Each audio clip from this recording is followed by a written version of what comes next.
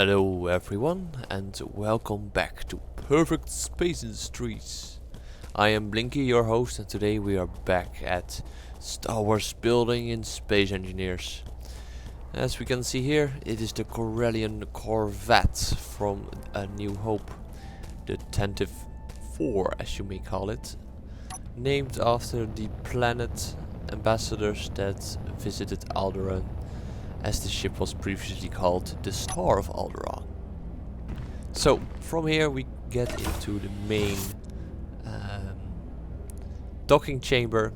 So this is where you would dock other ships towards, which are two sides. A bit dark at the moment as those panels don't let me put any lights back there.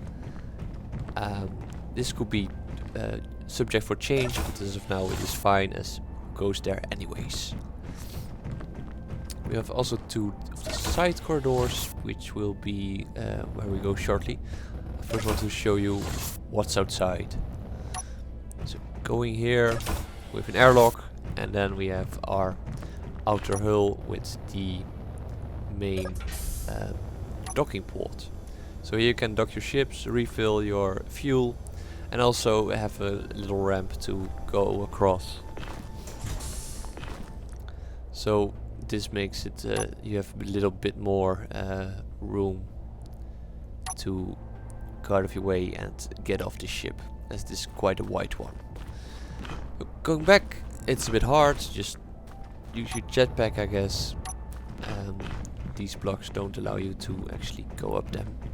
Maybe I will extrude these one block, making it a bit easier to get on them. So continuing towards the side ports, where we actually go towards the center of the ship, but also the outer hull of the ship. So that will go to the center, and this section goes directly to one of the escape pod bays. These bays are used by C-3PO and R2-D2 when they get out, and I will add these pods as a separate download for you guys to try out, I guess, as they are not done yet, and I can't upload them as a blueprint with this, so that's for later. But first we just see what's left of the ship. So going back, we have another port we can continue in, and now we can go to the main chamber where the actual first interior scene of the Rebel Alliance versus the Empire was shot. This is the corridor and the door where Darth Vader comes in with his stormtroopers. So our rebels would hide behind these small pillars and then get blown to smithereens. The Tantive 4 actually was destroyed after it was captured, and the princess was said to be killed by a terrible accident. At least that's something I remember. The whole crew was killed and no survivors were left. Continuing the main elevator, but we go first past this one and continue towards the other main hallway, where we have our turret control seats on the opposite sides of these doors. So if one would to get in one of these, you have access completely on one of these turrets. I wanted to do some small ship turrets and these things also in a small ship version, but in the end I decided it would be more fun to actually have something that works all the time and not something that is compiled of anything but small ship blocks. So well, last third section, or semi-last third section, is also up here, which is one of the main guns. So this is the top section where you would sit with your co-gunner, and you would have those panels to actually see outside. And this doubles also directly for the respawn area, or your spawning area actually. There is a medical station on the ship, but we'll get to that later. Here we are at the main head of the ship, with the main control systems here, and we have a limited view outside. Again, that panel is for camera use. It might someday be implemented, but as of now you can just probably remove it for a better view. Which also brings us to the forward section of the ship, which has again a bulkhead where you can dock another ship towards it and get in and out with an airlock. This room is rather empty, so don't mind this. Nobody cares. The lower section had some stations in it, but it's really hard to model them in 1x4 segments of ships. Down there is the last third section, so getting in here will control that section, but that's identical to the top one. We now continue towards the again the side of the ship, and now we continue towards the pods from the forward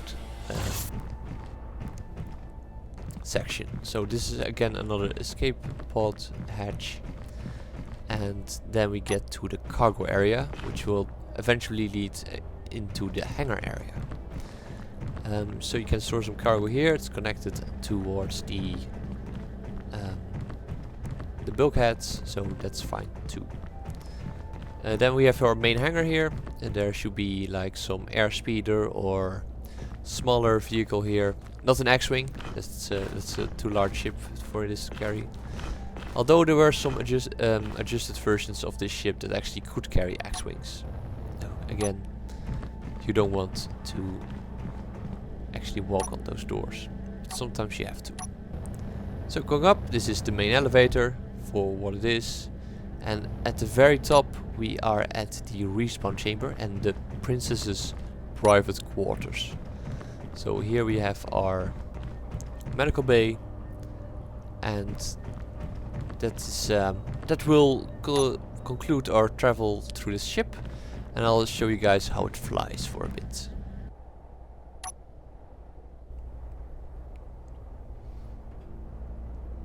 So, as you can see, this ship can be stable on a planet and have enough thrust to stay up.